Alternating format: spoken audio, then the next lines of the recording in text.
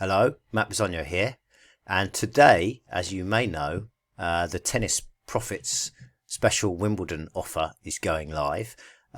Tennis Profits is my other passion, growing passion, alongside geegeez, and today I want to very quickly show you a few things inside the Tennis Profits world, show you why I like it, and kind of some similarities, I guess, to geegeez in a way, for all that it's obviously a different sport. I've become quite interested in tennis since I've been involved in this project, and I'm especially excited for Wimbledon next week. Lots of players do or don't act on the grass surface at Wimbledon, so it's quite a good opportunity, I think, to try to beat the bookies. So anyway, enough with the fluff. Let's have a quick look inside. So when you sign up for Tennis Profits, this is the sort of members homepage that you come to, and there's quite a lot going on here, which I'll quickly attempt to articulate. First of all, there's this new to Tennis Profits bar. Click here to get started. That's a good thing to do. First off, just spend a bit of time kind of familiarizing yourself with your environment. There's references to the chat room here, so this is the link to go to the chat room, and Paul does live trading sessions in the chat room once or twice a week, so he's going to do 2 at the end of this week. So there'll be loads of Wimbledon stuff going on, so there'll be some stuff Friday afternoon for those who can make that, and some more Saturday for those who can make that. Paul also writes up notes about the trades that they've done, that have been undertaken in these live trades, and what happened, why, what the kind of thinking was, and members are getting a huge amount of value from those. So definitely have a look at that if you're interested in that side of things. He also puts up some other predictions and trades and other interesting points of order on this page, so it's always worth having a quick flick through that. But what I really wanted to show you after so let me just tell you about this as well. So there's a bunch of kind of preparation stuff, if you like, getting started. You might know a lot of this already. If you don't, it's definitely worth spending 20 minutes, or just this is about enjoyment first, but also trying to make a profit, and you got to set up to succeed. As I always say with geegeez, it's exactly the same with Tennis Profits, and indeed with anything. You have to set up to succeed. You can't just stroll in to the room and expect to be the king, or the queen. So have a look at that. Then the strategies content is here. That's for some for kind of day one beginners, and some other ones which are a bit more complicated or sophisticated. So obviously, work with the first stuff first, and then under this stats menu item is what I think is the good stuff. So we basically a bit like geegeez, where if you're looking at a race card, let's have a look. If you're looking at a card like this for the racing, it's kind of bottom up. This is a race, and there may or may not be a good bet in this race. I was looking at Gordon Bennett, who's on my tracker. I don't really like the price. And I was also looking at Nordic Passage, whose price I do like, but he's more likely to be out the back of the telly, but he does go well in big fields, so I might back him at that ridiculously big price. Anyway, this is a bottom up approach, whereas if we were looking at, say, I don't know, the Trainer Handicap First Run report, this is a top down approach. So this report is telling us about these trainers in this context do well, and then it's inviting us to go to these particular races. Interesting to note that Ger Lyons horse there is on here, which is that one right there. So that's interesting. But anyway, so this is the bottom up approach, a race, and this is the top down approach, a report. So we have the same kind of thing with Tennis Profits. So on the trading stats page, we've sort of got the equivalent of the race card menu page. So these are all the races today, and we can go through them and look at them race by race. And these are all the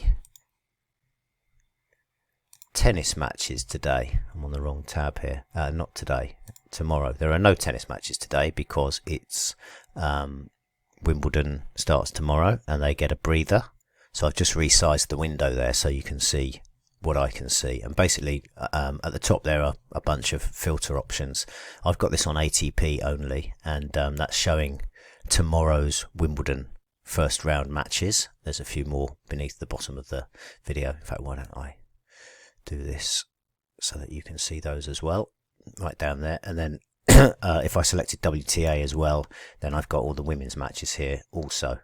And this, as I say, this is like the race card menu page, and I can go and then look into any match that I was interested in. Maybe I was interested in Rebecca Marino versus, I should have picked one where I could pronounce the names, Katarzyna Kawa, maybe. Apologies if that's not right. And then for every match, again, similarly to geegeez, where we've got all this kind of data in line and different views of the data that we can look at. So we have the same with the tennis matches. So here we've got match records, and they can all be broken down. For instance, this is the last 10 on the current surface, which is grass, and we can look at the who's been beating who and what the rankings were. We've got our specific surface ranks here, so you can see in this case on their official rankings, Marino and Carver are quite similarly ranked, around the low hundreds, but on their surface rank there's quite a differential, and in actual fact the longer price player is the better ranked player on our surface rank. So these only account for grass match performance, whereas the official rankings cover all surfaces, and some players have a pronounced preference for one surface over another. So it's kind of an interesting thing to look at. I've chosen this match arbitrarily, so there may be absolutely nothing of interest here. I just want to say that up front. But what we can see is that Carver, who's the bigger price here, these ROI numbers in black mean positive ROI, and we can see that her grass record is actually pretty good, 71%, compared with Marino's, which is 45% and a strong negative ROI. So kind of immediately Carver might be a bit of value. Now in this second section we've got data, key statistics, and then some more niche trading data down here. You can filter this by surface, so I have it on grass, and by tour I've got it on the main tour, which is in this case is the WTA, the Women's Tennis Association, and the last 1 year. And then we can see that Marino's played 9 matches on the main tour on grass, and Carver 7 under the same conditions in the last year. And we can see their stats here, and we can see that Carver, the bold figures are the kind of the dominant player, and then the numbers next to them are by how much in percentage terms they are better. So not much in these two cases, but in terms of breakpoints saved and won, Carver is much stronger. And in terms of opponent hold, so when you see a red number next to it, that's a negative. So in this case, this is a negative for Marino. So on the key stats, Carver's quite a strong favourite. On the other stats, you can see that in terms of service, Marino is stronger in the main. This predicted holds is a metric that we've created, and we're still finding our feet with it a little bit, so I wouldn't want to be kind of too categorical about it, but we are finding it quite a strong predictor of performance. And again, in this case, we can see that Carver has the slightly better figures there. I mean, in the case of this match, the price would, she'd be interesting at that sort of price. That's just over 7-2. And I definitely wouldn't want to be with Marino at 1-5, even if she goes on and wins 6-love, 6-love. The data doesn't really support that kind of price, I don't think, on a grass court surface. And again, we can see that they've both been warming up. Carver's had to come through qualifying here, Q1, Q2, and then the qualifying round. Jean has been a really improved player this season, particularly at the French Open. So she's done well to win these matches in straight sets, whereas Marino has done okay. And again, she came through qualifying at Eastbourne. Got beaten by a good player in Georgie there. So there's probably not a huge amount between these two players, but the market has one much stronger than the other. And that's the kind of thing, this is the kind of thing that we can know much more about a tennis match than most people who are betting. A lot of people see a 1-5 favourite and think, I'll just put that on the ticket to bolster the price. But you do have to look into them a little bit, and then you can see stuff like this, whereby it might just be that there's a good bit more value in going with the outsider or just leaving the match alone. So that's the bottom-up approach. The other thing that I quickly wanted to talk about was the top-down. Now, there's a bunch of other stuff on here as well, so you can create a custom match, for instance, and just quickly do that. So I was looking the other day to see what might happen if Ons Jabeur met Iga Swiatek in this tournament. So we select the players and then the surface, grass, and click submit, and it will bring back, here's their data, and you can see their head-to-head is 2-2. We can see that their surface rank, you see that Jabeur has a much better grass surface ranking than Swiatek. Now, Swiatek is a younger player at 21, so she definitely can improve on grass, but her record is not great. Whereas Jabeur got to the quarterfinals of Wimbledon last year, lost to the number 4 seed when she was the number 24 seed. She beat Swiatek there. They've both improved since then because they're now the number 4 and number 1 in the world. But Jabeur comes here. She won her warm-up tournament in Berlin on the grass. Played pretty well in the main.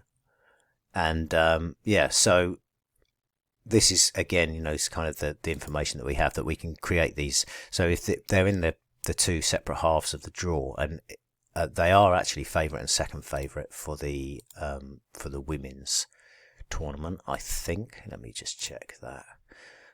Women's Wimbledon outright.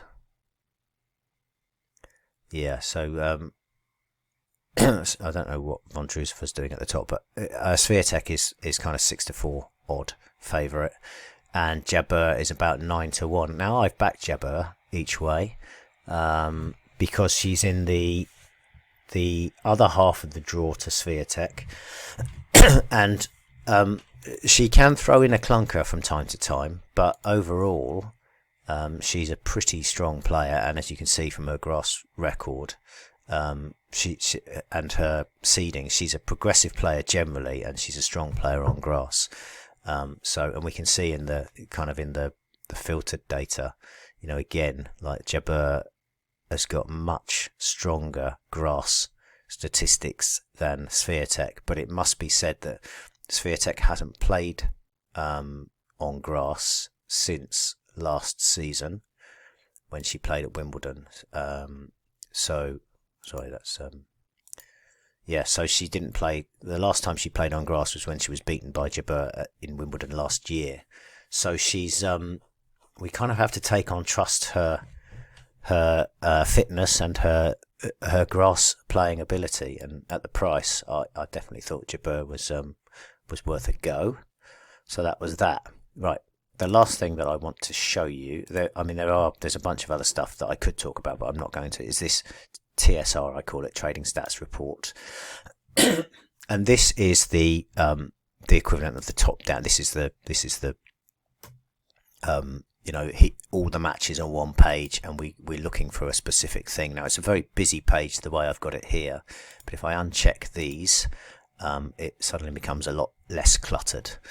So there's some filters at the top, and I'm just going to put it on WTA and tomorrow's matches. So we've got those. And then the reason I put the dominant player in, so we've seen that, you saw that on the report before, it just tells you which player is stronger and by how much. And I put the breakdown. This tells you how big the sample size is essentially. So SH is service hold, percentage of service games won. So when the player's serving, what percentage of those service games they win. And we can see that for Shui Zhang, if that's how you say it, she has a 73.2% service hold on grass in the last year on the main tour. And that's based on winning 71 out of 97 service games. Now, this report's default sort order is by time. And what I tend to do is I'll either sort by odds to get the shorties in, or I'll sort by one of these, usually service hold or opponent hold. There are different statistics hidden behind others of these strategies here, but I tend, for my purposes, to focus on the key stats. And if I sort by service hold, so in these cases, for instance, we're looking at Zoe Hives, who qualified through the Wimbledon Q School. You can see she's got a superb service hold percentage, but on very, very few games. So I don't trust these stats. The sample size is not big enough. Anything less than 100 is really a little bit tenuous, I think. Or certainly, kind of this 75 here. I wouldn't be looking at 17 or 12 or 14. That's not enough. So Jabeur is there. She's strong. Beatrice Haddad-Meyer is strong, but she's got this red number over here. So I'd want to look into that in more detail. And the way we can do that is, the first thing to do is if you click in the row of, in this case, Haddad-Meyer, that brings up to the top of the page her and her opponent, Kaya Yuvan, and we can compare their data here.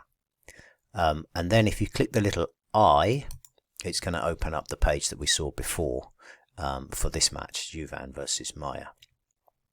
And again, we can go in and look at all the specific detail, and we can see that Meyer doesn't have a particularly good record on grass. Juvan has a slightly better record. She's the higher ranked player. Their top career ranks were both very recent in the last month, so that's quite interesting. Juvan is a young player, 21, so probably progressive.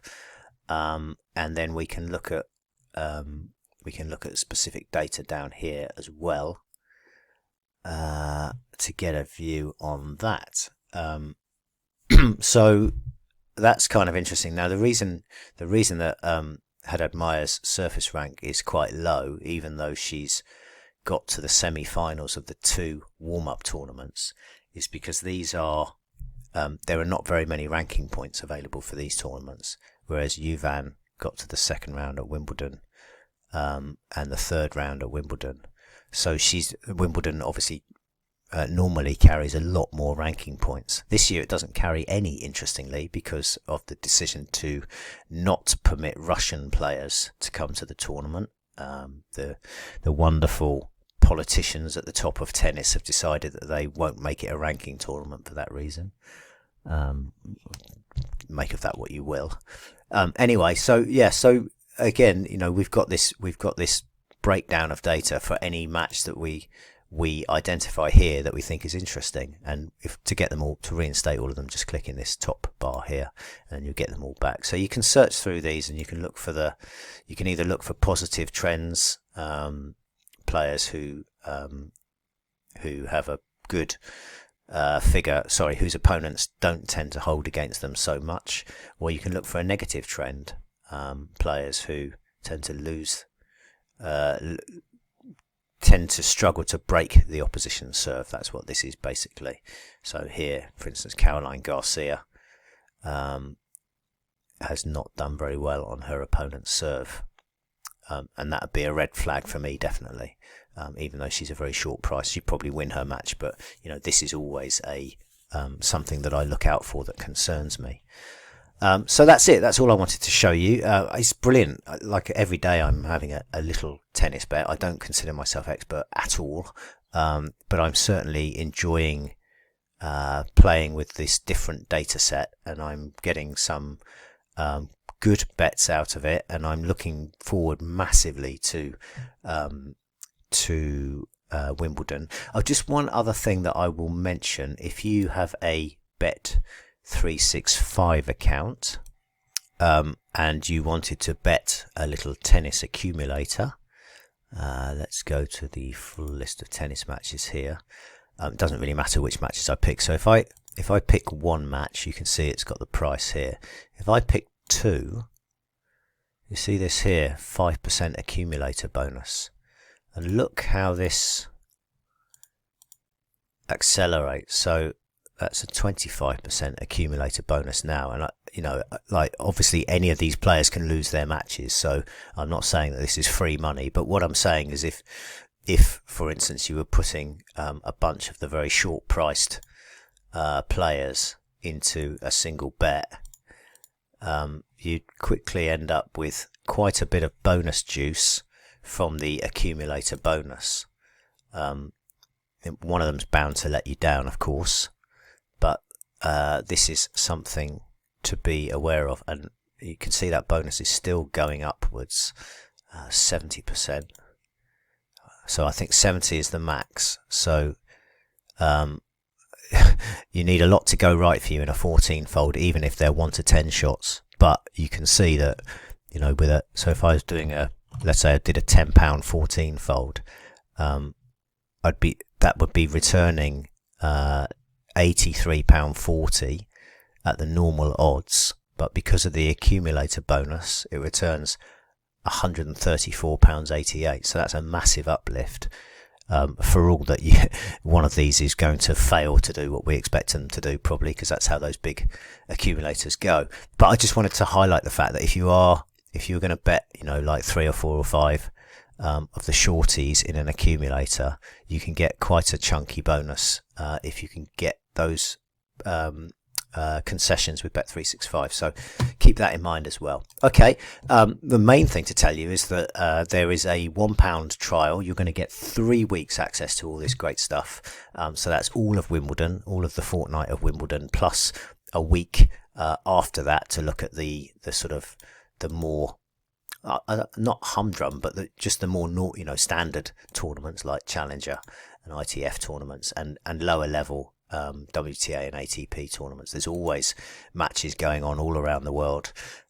We've got all the data for it broken down like nowhere else, and that's going to help you. So do, if you fancy it, do have a look. It's cost you £1 to have a look see inside, and the link will be below this video and also in the email that I sent you inviting you to look at this video. So that's enough. Thank you very much. Have a great day, and maybe see you inside Tennis Profits. I certainly hope so. Bye for now.